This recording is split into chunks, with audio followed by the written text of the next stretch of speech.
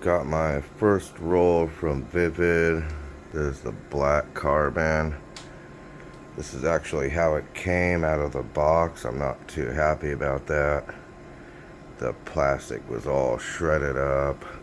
I cut out a little sample piece, so that, don't worry about that. But let's see.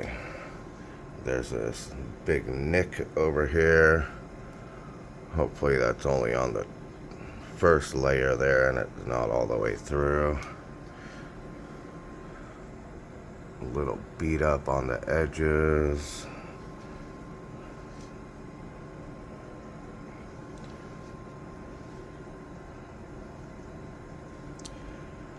I mean, don't get me wrong, this looks amazing. I can't wait to put this on my car. It's gonna be beautiful, but yeah, that packaging, that's a really shitty first impression. But we'll see how it goes. Hopefully I might have to lose a foot or two of it to get to the clean part, but I mean, either way, like I said, that shit's nice.